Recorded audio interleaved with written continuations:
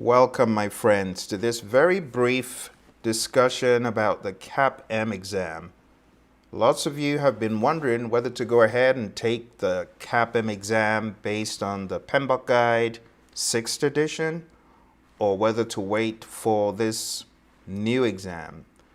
Well, the PMI made an announcement today and they've informed us that the 25th of July is when this new exam is going to kick in. If you go on down to the PMI website, as you can see behind me here, the PMI announced this morning in various publications and emails that the exam starting 25th of July will go beyond the PMBOK Guide and integrate content across project management, including business analysis and agile principles. The last day to take the current CAPM exam is 24th of July. Now, if you're one of those people who wants to take the current exam, I would advise you to do it right away. I would advise you to begin your prep. It really is not insurmountable. I've had students who have come through the program in anywhere from 4 to 6 weeks and get CAPM certified. So it's absolutely doable because the gamut of the exam today is very well known. There's a lot of content surrounding it. For example, on my learning management system here, you can see that we have a very robust assortment of content between 1 and 40 days, and even then, on top of that, content about the ITTOs, which are tested on the current exam. Now, beyond that, you begin to see the content change because we started training this new exam back in January because PMI made the announcement that early 2023, the exam would change. Well, obviously, this is not early anymore. We have already carried out our first training course for this new curriculum. However, it is not needed until July of 2023. So for those people who want to come on and have a robust study of business analysis and agile, we already have the content for you to do so. So this would be a course to sign up for if you're looking to take the current exam or even the new exam. We already have all of our courseware developed for that. But going back to PMI's website here, the question is, I don't know, which one should I take? Take the current one. If you listen to the sound of my voice in April, May, June, just take it. For those daredevils who want to take the pilot exam that the PMI have announced for the CAPM as well, it's not a big deal. Whatever you want to do, we will support you, okay? We've had students who came into the class ready to go with the new exam, but because PMI delayed, they decided to go with the old one. They're already CAPM certified. So what is the summary of these changes? Because I know a lot of you have questions like, Phil, okay, what is the summary of these changes? Well, today I'm going to walk through a very quick new versus old CAPM exam comparative analysis. We're going to take a look at the exam as it exists today and the new exam. And I'm going to be breaking down for you what the differences are. Now, if you have questions, if you are listening to me right now as this is going live, April 24th, 2023, 4:13 thereabouts Eastern, 1:13 PST, it's a great opportunity for you to ask me questions about anything project management and anything PMI, okay? If you've got questions, I encourage you to put them into the YouTube chat. So let's jump into what exactly is going on here. The new CAPM exam content outline for 2023 has been restructured with the content divided into 4 domains instead of the previous 10 areas of knowledge. This is a comparative analysis between the old content outline and the new one for 2023. Here's the old one, It's the one that we know all too well based on the 6th edition. Very straightforward because every chapter in the 6th edition maps back to one of the domains, if you will, on the current exam. And that's why I tell people, hey, if you are really thinking of taking the CAPM, you got enough time, let's just do it. Come aboard the training. And you know the other cool thing, for those of you that join my CAPM program, you have the opportunity to re-audit. I don't know a whole lot of companies that allow you to re-audit. And what that means is you could get CAPM certified. And if you come back for a re-audit in the program, you could go for the PMP training in the re-audit. We've had students who've done that before. If that sounds like something you want to do, maybe you should just sign up for our training, because you could come in for CAPM, and in the re-audit, if you're quick enough, you could go for PMP. So this is how it is today. We've had students fly through, get certified, beat the exam to a pulp. Now, I'm not saying this is a cakewalk. You have to study. You have to understand the knowledge areas, especially from chapters 4 to 13. If you don't, the exam will beat you up. It's that simple. And I know this firsthand because I've taken the CAPM exam twice. Back in the day, the PMI would require you take the CAPM every 5 years to maintain it. I'm one of the few who took the CAPM twice to keep my CAPM certification. I'm still currently CAPM certified. So this is not an easy exam. You know, there are a lot of people who are PMPs. They've got this misnomer that, oh, CAPM slam dunk. It is not a slam dunk. There are people who have taken my CAPM mock exam. They're PMPs. They failed it because the CAPM exam is a different beast. It's a different animal. The level of specificity that they get into is a lot deeper than the PMP. PMP, you can get away without knowing develop project charter gives you the assumption log. You could get away without knowing that risk report comes from the identify risks process, but not on the CAPM. If you don't know your ITTOs, you could be kicked into another exam. Happens all the time, my friend. So I'm not trying to make this look so easy. I'm just telling you that the syllabus is known, right? The level of risk of you taking the current CAPM is a lot less than taking the unknown one. And the reason why I'm saying proceed with caution can be seen on this next page we're about to transition to. On the next page, I'll be showing you what the new exam contains, and it's going to shock some of you. But the new exam has 36% of the fundamentals and core concepts of project management. It's to be expected. But it has 17% predictive, 20% agile, and 27% what many people don't even consider, business analysis. Now, if you recall, in our learning system that I just showed you on the screen, if you were quick enough to notice, there's a boatload of business analysis modules in here. And the reason why we have a dedicated section over here to business analysis with so much video and content is because it's huge on the new exam. Just take a look at it. 27%. That means 1/3 of your exam, almost, is business analysis. If you really wanted to boil it down even further, you could say almost 50% of the new CAPM exam is business analysis and agile. These are topics that people generally have not studied as deep. Business analysis hasn't even been studied. But now, it's on the exam. It changes the game quite a bit. Now, in the next slide, I'm going to show you a breakdown of these 4 domains.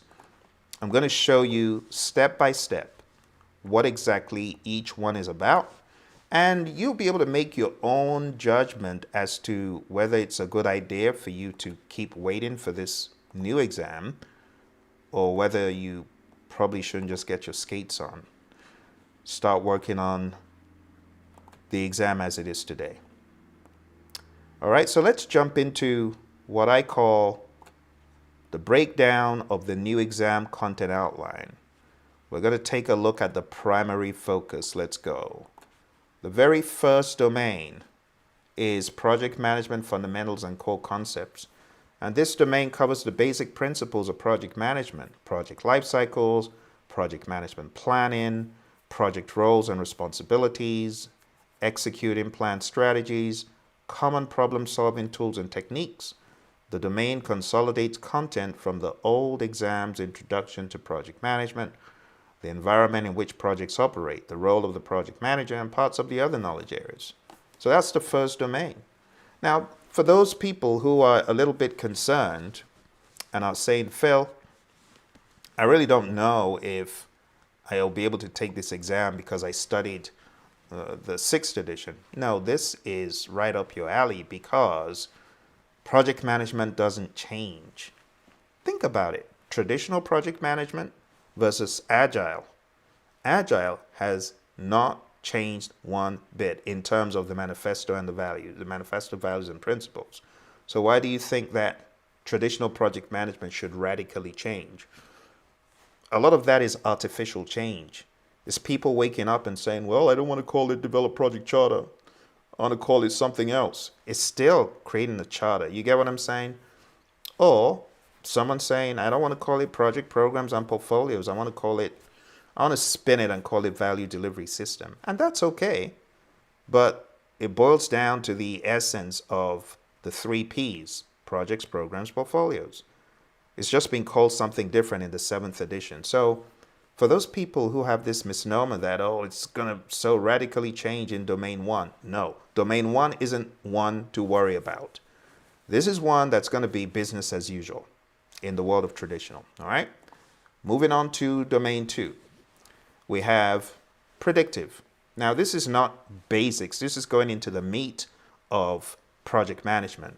This domain specifically focuses on the predictive plan-based approach to project management, which includes determining when to use a predictive approach, understanding project management plan schedules, understanding things like the Stacy model, understanding PMI's continuum of life cycles, because that's where you appreciate the use of predictive and you understand the nuts and bolts of it.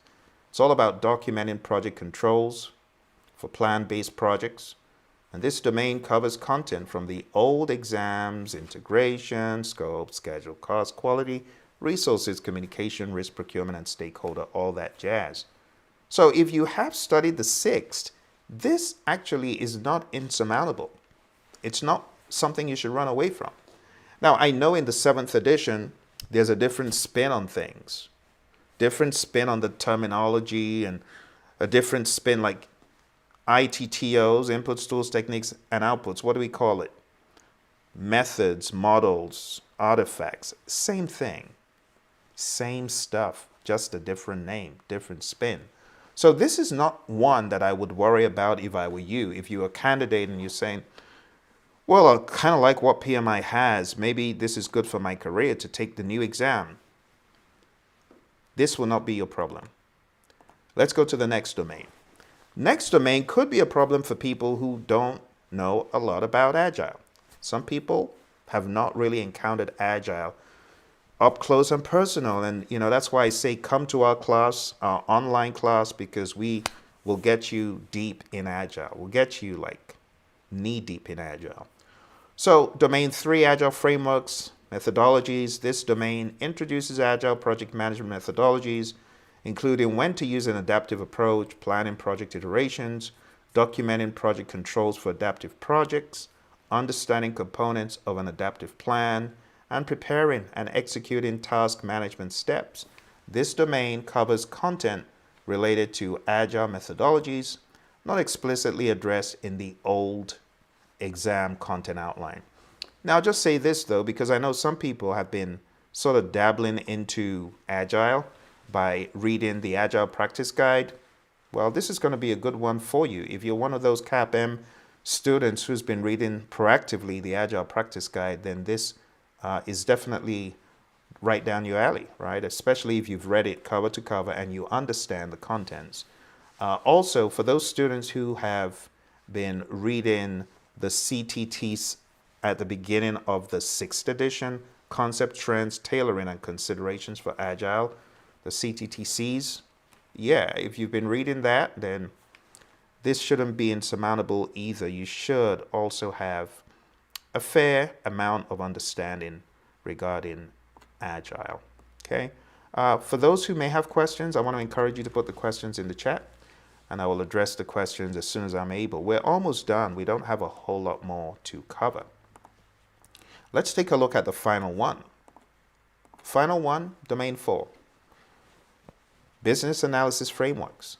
This domain covers business analysis concepts, roles and responsibilities, stakeholder communication, requirements gathering, product roadmaps, the influence of project methodologies on business analysis processes, and validating requirements through product delivery.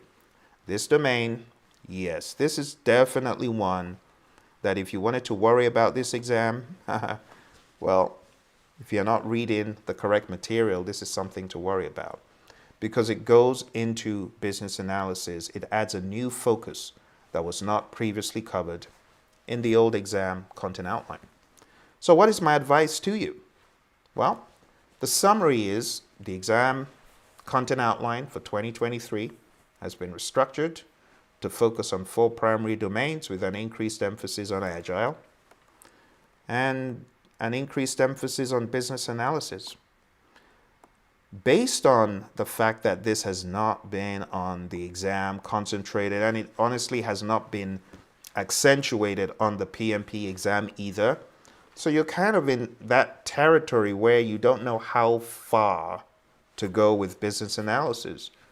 But I've got a very good idea of how far you need to go. It's not the deep end, going to the PMI-PBA certification. It's not that level. Just in case you didn't know, in the area of business analysis, there are knowledge areas. And I've presented some of these knowledge areas on this channel before. You might want to go look for that if you are curious. But what we are going to be doing in our training is covering the essentials of business analysis, what exactly it is, whether you are from the world of CBAP or from the world of PMI PBA, there's a middle ground, and that middle ground is what we train our students in as a basis for the rest of the course, which then delves into the knowledge areas of business analysis. In fact, for those of you that know page 25 in the PMBOK 6, well, there's an equivalent of that page 25 in the world of business analysis. And we will go through that equivalent page so that anyone who is not very familiar with business analysis will get familiar pretty quick. Another piece that we will be covering in the training is the concept of the PMI project management principles. This behind me is definitely one you want to get familiar with. It's very likely to be on the test. So we'll go over all of this in the training. We have already developed very robust content and material, already trained this 7th edition, and there's already materials for those of you who are concerned. It's really nothing to be worried about. We got you covered. We got all this stuff down for you, okay? And another topic that is very important for your test is the world of Agile. So when it comes to Agile, we will be demystifying the different pieces of Agile, namely iterative and incremental, and showing you how these could exist on their own and how these could cohabit to be Agile, and also the difference between predictive and the others. So you got predictive, iterative, incremental, and Agile. We pretty much go through the Agile practice guide, and then on top of that, our own curriculum, which goes very deep into Agile. Okay. We also highlight necessary pages in the PMBOK Guide 7th edition, such as the content behind me right now. This is from the 7th edition, and we will be hammering down on the relevant aspects. Something else we will do is we won't forget the importance of knowledge areas and process groups, because I think a lot of folks don't understand that knowledge areas and process groups are a framework It's a framework. It ain't going nowhere. People are using that privately in government all over the world. So that language, I think people don't understand that language is here to stay. It's not going anywhere. Think about it. Do you know how many PMPs were certified before 2020 or 2021 where this whole change came? Think about it. Almost a million, if not a million. So are you telling me a million people speaking a common lexicon are going to change that common lexicon to PMBOK 7? You better wake up and smell the coffee. You must be joking. And that's why the PMI have put out process groups a practice guide, because I don't think PMI themselves knew the movement they'd started. And we're just talking about people who are certified. Do you know how many people are not certified but use these models? I knew a company out of the UK. There weren't people who were certified in the firm, but they were using hardcore PMBOK 6. You think they're ready to change and give up all they've developed in favor of the loosey-goosey 7th? No, ain't gonna happen. And that's why in this training, we will continue to train the 5 process groups and the 10 knowledge areas, because it's part of project management legend and legacy. We will continue training the details about the WBS, the work breakdown structure, the important components in it. We will continue to train schedule management and equip project managers on how to develop schedules. It's unfortunate that a lot of the testing in PMP negates a lot of the important pieces, but we will continue to train them. So if you're thinking of taking this exam, the new exam, because PMI, they did mention in the outline critical path, it's still there. So there's a fair amount of content that still has to be taught from a knowledge area perspective. As we go through the content, we'll be covering all the different pieces of every knowledge area, as you can see behind me. Cost will still be trained as it should be. Same for schedule. And when it comes to the things that PMI has emphasized, such as projects versus operations, we will be giving our students a lot of visual imagery to help them understand. We have a new set of content materials where we will show them difference between operations and projects like we didn't before, because now it's part of the CAPM syllabus. We'll also be showing details regarding the differences between scope, change, planning, management, as it pertains to projects, programs, and portfolios. This is all in the new outline. There's a lot of stuff in the new outline. We will also be taking them through the knowledge areas, as well as the process groups, and the subtleties in the 7th edition when it comes to a system for value delivery. Yeah, that's definitely one you should look out for. I quite like what the PMI have done here, and it's stuff that we already know, but it's under a different wrapping now. So the wrapper has changed, and we have this concept of a system for value delivery, which I think is great. We'll definitely be training our students on that, as we have started training our students from January for this new exam. When it comes to the project environment as well, there are pieces of the 7th edition that have to be trained to maximize success. And one of these topics is product management consideration. So a lot of what I'm showing you that's in our training program, whether you're a trainer, whether you're a student, I'm showing you this to sensitize you to what to add to your knowledge. Maybe right now you just got 6th edition knowledge. Well, I'm showing you parts of the 7th for a reason, so that you can close those gaps. This is a very good chart from the PMBOK Guide, 7th edition, understanding the product life cycle. Highly recommend that. And in addition to that, there are other pieces of the PMBOK Guide 7th edition which I won't go into now, but I will say be aware of. Okay. I'll also say be aware of the concepts talked about in process groups, a practice guide. A lot of people forget that this is new. And the PMI, when you see them advertise it, they kind of bundle it with the seventh. Why do you think they do that? Because process groups and knowledge areas are not going away. That's why. So for students who are embarking on this, you still need to know your process groups and your knowledge areas. They're not going away. All right.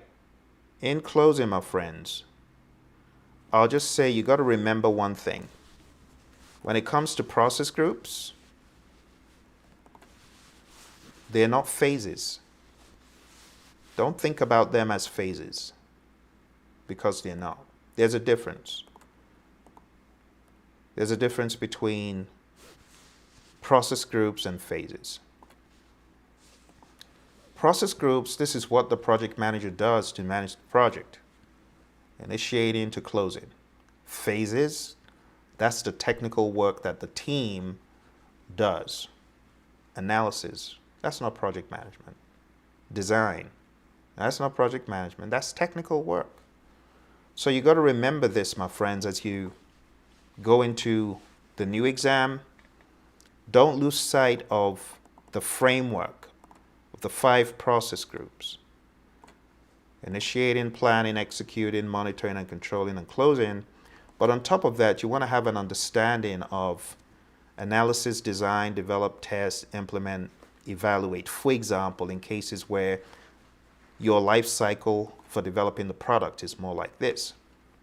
Then you got to go a step further and realize that as you're doing your initiating to closing, you could also have that project life cycle right there in the nucleus. That's one way of looking at it. Another way of looking at this with these is for every single one of these project life cycle phases, you have the 5 process groups happening in each one. Analysis, you do the initiating, you do the planning, everything to closing. Same for design. You could initiate it, could plan it, execute it, monitor, control it, close it. So this is not going away. This is part of the PM legacy. For anyone who thinks it is, I wish you luck, because luck is nonsense. It doesn't exist in my mind. If you do not hold true to these, when you go into the real world, you're going to be faced with opposition. Don't go off on the, oh, well, I'm certified, so you should respect that I'm certified, even though I don't know. No, you should know this. PMPs who are watching, you should know this. It's part of the legacy of project management. In closing, I'll say you might want to Google Phil's cheat sheet, PMP. I have this cheat sheet out there. It's going to help those of you who, at some point, you're going to be trying to make sense out of what you're learning, and it's not going to make sense because they're going to be jokers who aren't training you on the 49 processes anymore. In order to make sense and have a compass to navigate your CAPM, you need this thing. And if you Google Phil's cheat sheet PMP, it's going to come up with this. Download it and use it to study to master the 49, because everything still goes back. It still goes back to the mothership. It still does. And that's why you have process groups, a practice guide. All right, my friends, that's all I've got for today. I hope this all made sense to you. And if you have any questions in the future about project management or the CAPM, don't hesitate to get in touch. Just put a comment below. It's that simple. If you're looking for training for the CAPM exam, like I said, you've got a brilliant offer of studying the CAPM. But when the CAPM is done, if you're able to get it done in that time frame and you want to re-audit the course, because we give you 3 months of access. So if you're able to get CAPM certified in that time frame and you want to go for PMP, you can just sign up for our training on Praizion, praizion.com. All right, thank you very much, my friends. I wish you all the very best. Thank you for joining me, and I'll speak to you soon. Bye for now.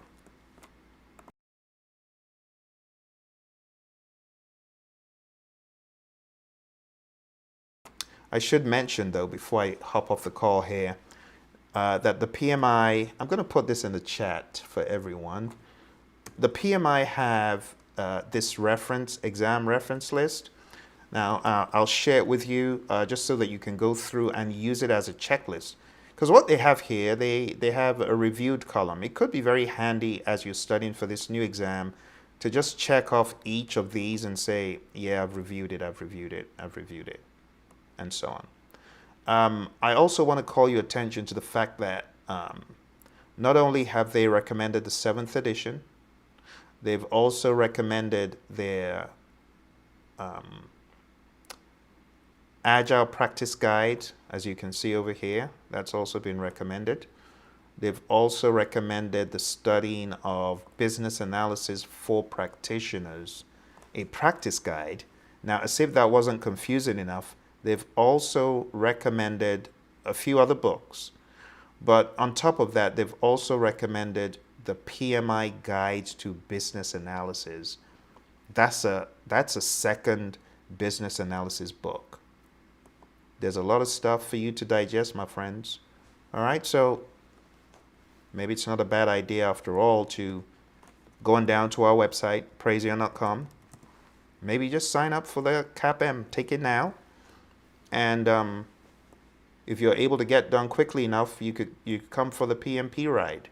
All right, so if you go to our website over here, you can see CAPM Exam Masterclass. Just click on that and sign up. We got really killer deals going on now, considering if you get done expediently enough, you can just do a re-audit and go for PMP. We've had students come through, get CAPM and PMP. It's like buy one, get one free. All right, my friends, you take care, and I'll talk to you soon. Bye for now.